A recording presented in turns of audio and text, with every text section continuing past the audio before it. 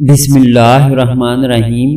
حضرت موسیٰ علیہ السلام سے ایک آدمی نے درخواست کی کہ اسے جانوروں کی زبان سکھا دیں تاکہ وہ ان کی باہمی گفتگو سمجھ سکے۔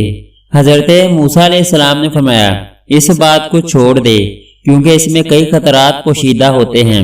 قاعدہ ہے کہ جس بات سے منع کیا جائے اس کی طرف رغبت اور بڑھتی ہے۔ عرض کرنے لگا سرکار آپ علیہ السلام اللہ تعالیٰ کے نائب ہیں، میری استدعا قبول فرمائیں۔ حضرت موسیٰ علیہ السلام نے فرمایا یہ نہ ہو کہ کل تو پچھتائے کیونکہ تو یہ نہیں جانتا کہ تیرے لیے کون سی چیز بہتر ہے اور کون سی چیز نہیں بہتر۔ بارگاہ الہی سے حکم ہوا اے موسیٰ علیہ السلام اس کی تمنا پوری کر دے۔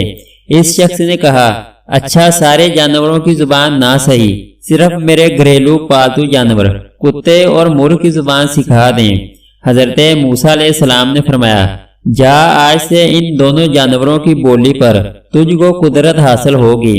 وہ شخص یہ سن کر خوش خوش اپنے گھر چلا گیا۔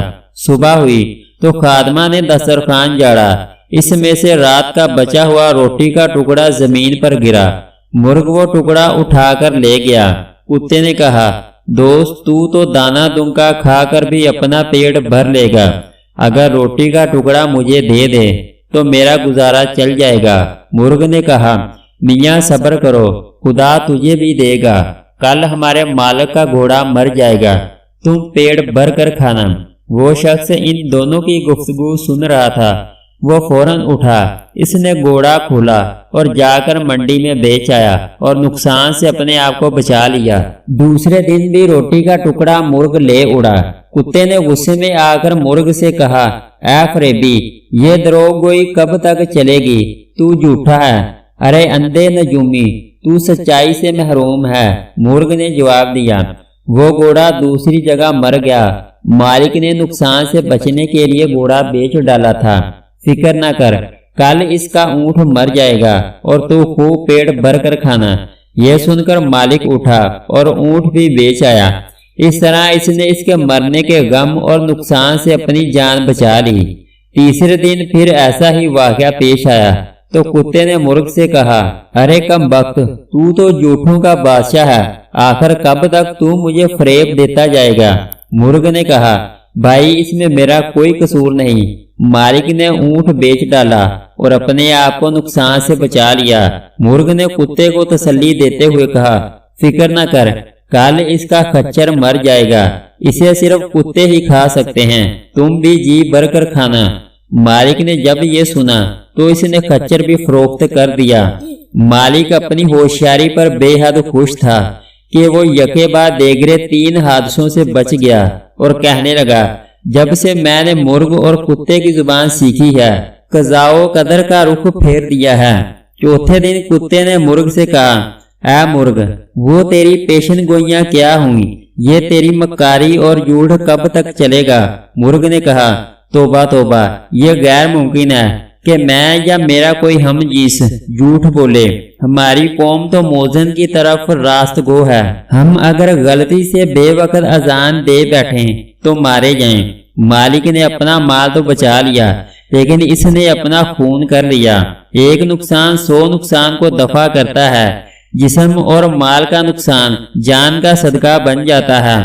بادشاہوں کی عدالت سے سزا ملے تو مال کا جرمانہ ادا کر کے جان بچ جاتی ہے، لیکن قضاء الہی کے بے سے بے خبر ہوتے ہوئے جو آدمی اپنا مال بچاتا ہے وہ محض نادان ہے۔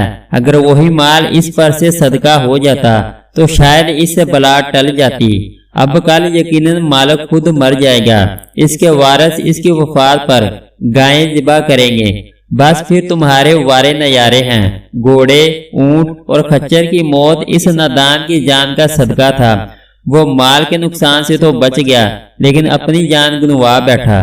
مالک مرغ کی باتیں غور سے سن رہا تھا، جب اس نے اپنی موت کی پیشن گوئی سنی تو مارے خوف کے تھر تھر کانپنے لگا۔ گرتا پڑتا حضرت موسیٰ علیہ السلام کی بارگاہ میں حاضر ہوا اور روتے ہوئے عرض کیا کہ اے خدا کے پیغمبر علیہ السلام میری دستگیری فرمائیے۔ حضرت موسیٰ علیہ السلام نے سن کر فرمایا میں نے تمہیں کہا تھا اس حوض کو چھوڑ دے کیونکہ اس میں کئی خطرات پوشیدہ ہیں، मगर तू ना माना। ऐ अजीजम, अब तीर कमान से निकल चुका है, इसका लौट कर आना फितरत के खिलाफ है। अब मैं तेरे लिए सलामती ईमान की दुआ कर सकता हूँ।